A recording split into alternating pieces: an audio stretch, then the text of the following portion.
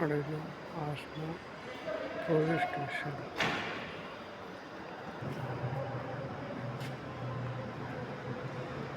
ನೋಡಿ ಎಷ್ಟು ಗಲೀಜಾಗೈತಲ್ಲ, ಎಲ್ಲಂದ್ರಲ್ಲೇ ಊದ್ಬಿಟ್ಟು ಎಲ್ಲ ಪೂರ್ತಿ ಗಲೀಜು ಮಾಡ್ಯಾರ. ಇದು ಹಾಸನ KSRTC ಬಸ್ ಸ್ಟ್ಯಾಂಡ್.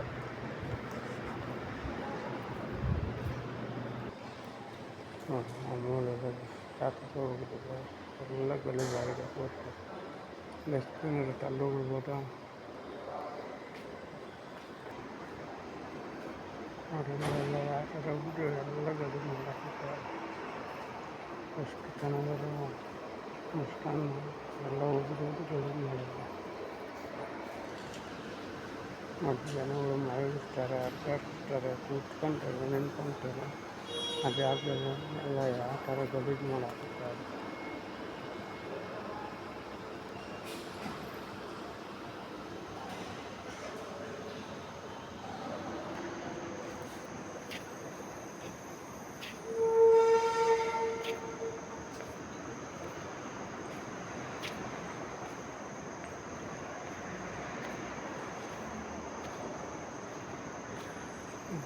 ಎಷ್ಟು ಬೇಕಾಗಿದ್ದು ಸ್ಥಳನ ಎಷ್ಟು ಗಲೀಜು ಮಾಡ್ಯಾರಲ್ಲ.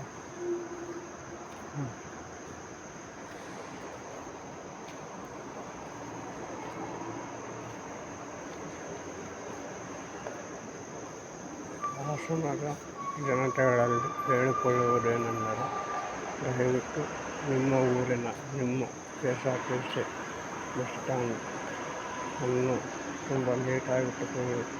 ಎಲ್ಲಂದರಲ್ಲಿ ಉಳಿಯಬೇಡಿ, ಗಲೀಜು ಮಾಡಬೇಡಿ, ಸ್ವಚ್ಛವಾಗಿಟ್ಟುಕೊಳ್ಳಿ. ಕುಳಿತುಕೊಳ್ಳುವ ನಿಂತುಕೊಳ್ಳುವ ಜಾಗ ಸ್ವಚ್ಛವಾಗಿದ್ದರೆ ನಿಮ್ಮ ಮನಸ್ಸು ಹಾಗೂ ಆರೋಗ್ಯ ಸ್ವಚ್ಛವಾಗಿರುತ್ತದೆ ಎಂದು ತಿಳಿಸಲು ಬಯಸುತ್ತೇನೆ.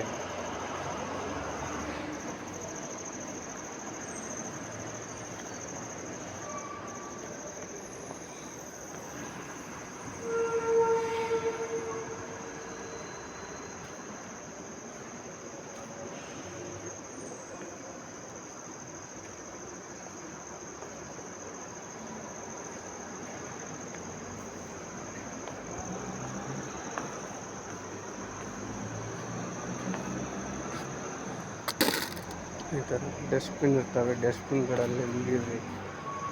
ಏನಾದರೂ ಕಸ ಇದ್ದರೆ ಪೇಪರು, ಬಿಸ್ಕೆಟ್ ಕವರು, ಇನ್ನಿತರ ವಸ್ತುಗಳನ್ನು ಡಸ್ಟ್ಬಿನ್ನಲ್ಲಿ ಹಾಕಿ ಬೇರೆ ಕಡೆ ಬಿಸಾಡಬೇಡಿ.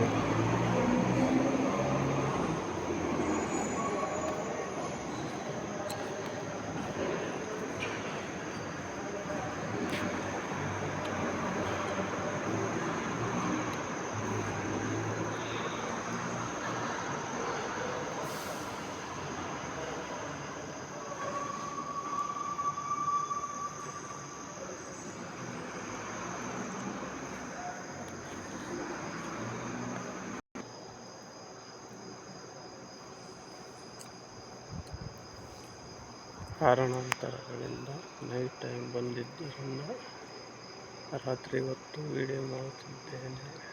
ದಯವಿಟ್ಟು ಯಾರು ಬೇಜಾರು ಹಾಗೂ ತಪ್ಪಾಗಿ ತಿಳಿದುಕೊಳ್ಳಬಾರದು.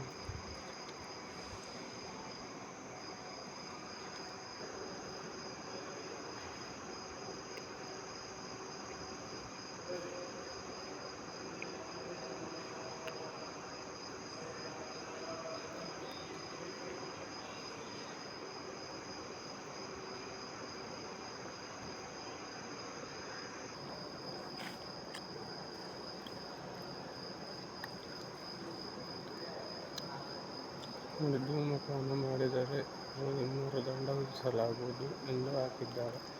ಅದೇ ರೀತಿ ಕಸವನ್ನು ಹರಡಿದರೆ ಅಥವಾ ಸಿಕ್ಕಲ್ಲಿ ಉಗಿದರೆ 200-500 ದಂಡಗಳನ್ನು ವಿಧಿಸುವ ಮೂಲಕ ಸ್ವಚ್ಛತೆಯನ್ನು ಕಾಪಾಡುವುದರಲ್ಲಿ ನಿಮ್ಮ ಪಾತ್ರವನ್ನು ತೊಡಗಿಸಿ.